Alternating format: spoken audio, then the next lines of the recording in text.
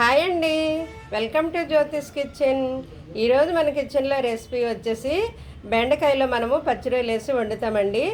ఈ కాంబినేషన్లో కర్రీ చాలా సూపర్ టేస్ట్ ఉంటుందండి. ఈ విధంగా కనుక వండితే బెండకాయ తినని వాళ్ళు కూడా ఎంతో ఇష్టంగా తింటారండి. అంత యమ్మీగా ఉంటుంది కర్రీ. మరి ఇంకా తయారీ విధానం చూసేద్దాం ఇప్పుడు. ఇదిగోండి, పచ్చిరొయ్యలు బెండకాయ కోసం నేను తీసుకున్న పదార్థాలు: పావు కేజీ బెండకాయలు అనమాట. పచ్చిమిర్చి అయితే 5-6 చీలికలుగా చేశాను, చిన్నవి, అందువల్ల 5-6 తీసుకున్నాను. అలాగే కరివేపాకు, టమాటో మీడియం సైజు ఒకటి తీసుకున్నాను. అలాగే ఆనియన్ కూడా మీడియం సైజు ఒకటి తీసుకున్నాను. ఇదిగోండి మన మెయిన్ ఇంగ్రీడియంట్ రొయ్యలు. ఇవి కొంచెం పెద్దగా ఉన్నాయి. ఇవైతే దీంట్లో శన ఉన్నదండి, ఇది అందువల్ల నేను తొక్క పైది వల్లలేదు. శన ఉన్నది దీంట్లోనూ, బాగుంటుంది. అదే దాని గుడ్లు అనమాట, పిల్లలు పెడుతుంది కదా అది. కొద్దిగా చింతపండు నానబెట్టాను, ఒక చిన్న నిమ్మకాయ సైజు అంతా చింతపండు. ఎలాగో మనము టమాటో వేస్తున్నాం కాబట్టి చింతపండు కొద్దిగా సరిపోతుంది, మరీ పుల్లగా అవసరం లేదు. ఇవి నేను తీసుకున్న పదార్థాలు. ఇప్పుడు వంట స్టార్ట్ చేద్దాం. ఇదిగోండి, స్టవ్ ఆన్ చేసి కడాయి పెట్టాను నేను. ఇదిగో దీంతో 2 స్పూన్లు ఫుల్గా వేసాను నేను ఆయిల్. సరిపోతుంది, ఎందుకంటే నేను పావు కిలో తీసుకున్నాను బెండకాయలు, మరీ ఎక్కువేమీ కాదు, అందువల్ల 2 స్పూన్లు వేసాను. ఆయిల్ హీట్ అయిన తర్వాత మనం ఆనియన్ వేద్దామండి. ముందు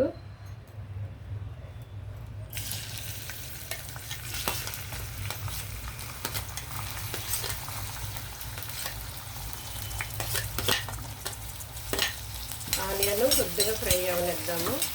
కొంచెం ఇవి వేగేటప్పుడే మనము ఇందులో పసుపు, సాల్ట్ వేసేస్తే ఇవి త్వరగా వేగుతాయి కదా.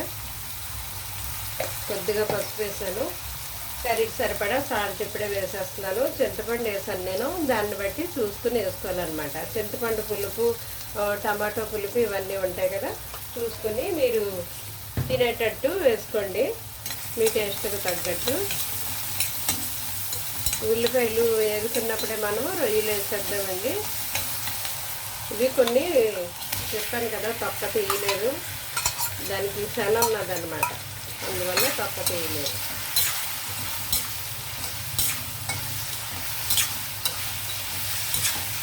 పెద్దవి కదా అని కొన్ని తలకాయతో కూడా వేసాను, అంటే తీసేస్తాము, పైది శనగల లోపల వేసుకుంటాం. ఇప్పుడు కారం కూడా వేసేద్దామండి. ఇది మరి నీస్ కదా, కొంచెం స్పైసీగా ఉండాలి, కొంచెం కారం ఘాటుగా ఉంటే బాగుంటుంది. మీకు 2 స్పూన్లు ఫుల్గా వేసేసాను నేను. నా కారం ఘాటుగానే ఉంది, అందువల్ల 2 స్పూన్లు వేసాను. లేదంటే 1 స్పూన్ వేస్తే, అంటే కూరగాయలు అయితే 1 స్పూన్ వేయాలి. ఇది అన్నవి కాబట్టి 2 స్పూన్లు వేసాను. నా కారం ఘాటుగా ఉంది, ఇది ఘాటుగా లేకపోతే ఇంకో 1/2 స్పూన్ వేసుకోండి, ఎందుకంటే నీస్ కదా, మరి కొంచెం కారంగా ఉండాలి. ఓకే, తడబడ్డాను చెప్పడానికి. కూరగాయలు అయితే 1 స్పూనే, నీస్ కాబట్టి 2 స్పూన్లు వేసాను. అది ఘాటుగా ఉంది కాబట్టి 2 వేసాను. ఒకవేళ ఘాటుగా లేకపోతే 2.5 వేసేదాన్ని అనమాట, అది విషయం. ఓకే, ఇప్పుడు మనం టమాటోస్ వేద్దాము. రొయ్యలు వేగేటప్పుడే టమాటో, కరివేపాకు, అలాగే పచ్చిమిర్చి.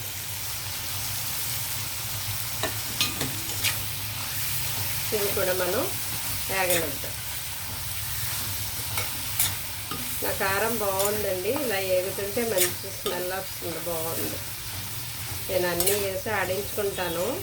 అదే కారం ఎలా ఆడించాలనేది కూడా వీడియో మన ఛానల్లో ఉంది, కావాలనుకున్న వారు చూసుకోండి. బాగుంటుంది, ఆ విధంగా ఆడించుకుంటే మంచి స్మెల్ వస్తుంది. ఇది వేగేటప్పుడే ఒక 2 మినిట్స్ మనము అలా వేగనిద్దామండి. కొంచెం మనం మూత పెట్టేసి వేగనిద్దాం. ఇదిగోండి, 2 మినిట్స్ బాగా మగ్గాయి మన రొయ్యలు. ఈ టైంలో మనం బెండకాయ వేద్దాం. ఆ ఉప్పు, కారము, నూనె అన్నిటిలో టమాటా ముక్కల్లో రొయ్యలు బాగా మగ్గాయి అన్నమాట. టేస్ట్ బాగుంటుంది అలా మగ్గితేనే. ఇప్పుడు బెండకాయ ముక్కలు కూడా మనం కలిపిన తర్వాత ఒక 2 మినిట్స్ అలా మగ్గనిద్దామండి.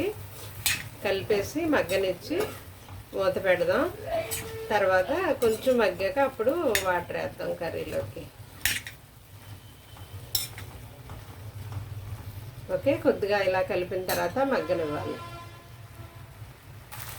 ఇదిగోండి 2 మినిట్స్ ఈ బెండకాయ ముక్కలు వేసిన తర్వాత మగ్గింది.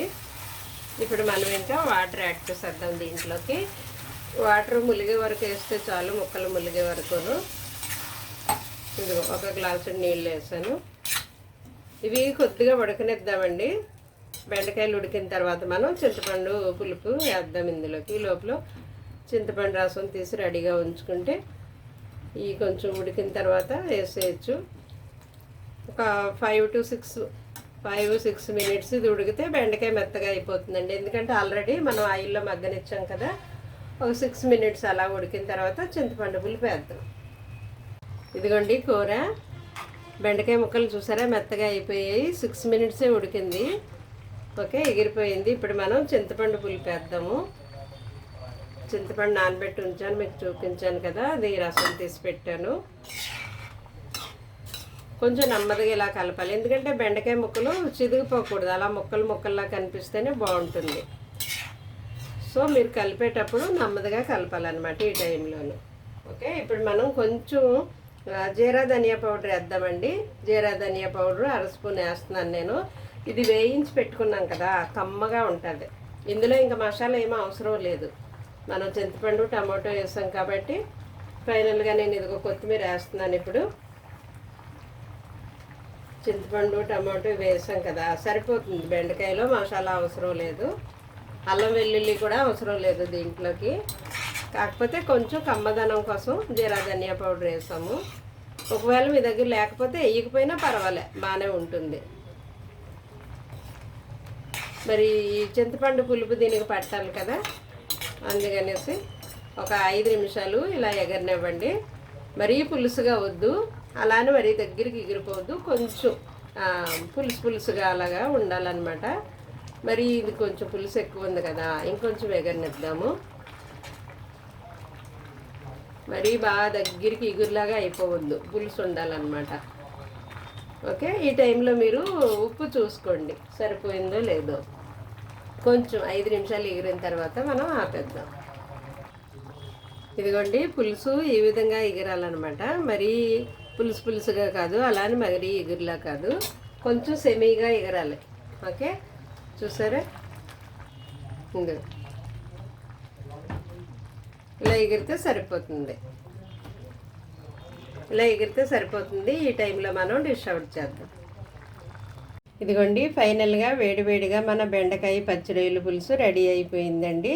ఇది వేడిగా సర్వ్ చేసుకున్నా బాగుంటుంది, చల్లారినా కూడా బాగుంటుందండి. మీరు ఈ విధంగా వండితే కనుక చాలా సూపర్ టేస్ట్ ఉంటుందండి. అయితే బెండకాయలో vitamin C, vitamin A, vitamin K ఉంటాయి. ఇందులో న్యూట్రియంట్స్ కూడా ఉంటాయండి. బెండకాయ తింటే జీర్ణశక్తి పెరుగుతుంది, మలబద్ధకం తగ్గిస్తుంది, అలాగే ఎముకలు దృఢంగా ఉంటాయి. బెండకాయ గుండె జబ్బులు, క్యాన్సర్ వంటి ప్రమాదాలు తగ్గిస్తుంది, షుగర్ కంట్రోల్లో ఉంచుతుంది. బెండకాయలో విటమిన్ సి ఎక్కువగా ఉండడం వల్ల యాంటీ ఆక్సిడెంట్గా ఇది మనకి పనిచేస్తుంది. అంటే రోగనిరోధక శక్తిని పెంచుతుంది, ఇన్ఫెక్షన్ల బారిన పడకుండా రక్షిస్తుంది, బరువు పెరగకుండా నియంత్రిస్తుంది. ఇంకా అనేకమైన ఉపయోగాలు మనకి బెండకాయల వల్ల ఉన్నాయండి. మరిన్ని మంచి మంచి వంటలు మనం బెండకాయతో కూడా చేసుకోవచ్చు. Thank you.